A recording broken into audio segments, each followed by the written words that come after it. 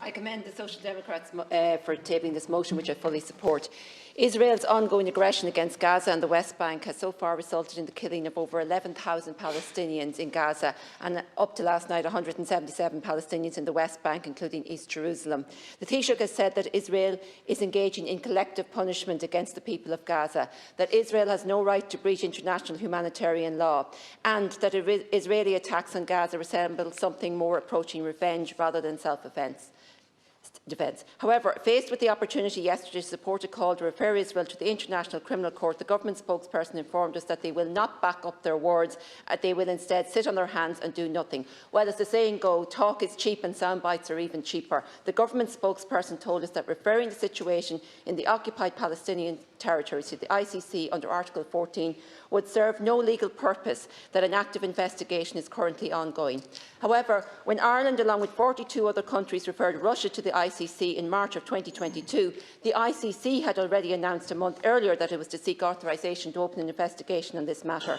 So this begs a very obvious question: what legal purpose did this serve?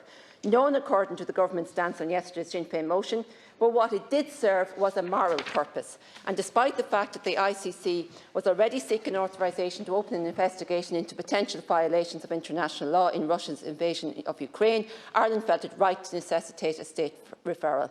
So the double standards in the government's reasoning for not supporting the call to refer Israel to the ICC is plain for everyone to see.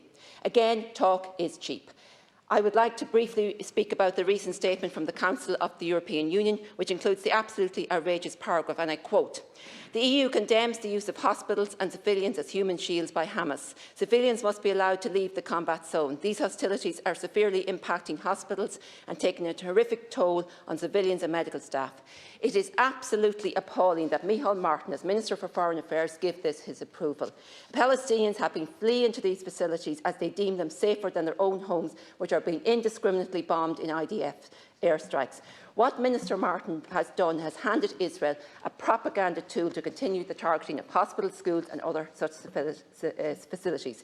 Well, I say, not in my name, nor I suspect in the name of the vast majority of the Irish Republic."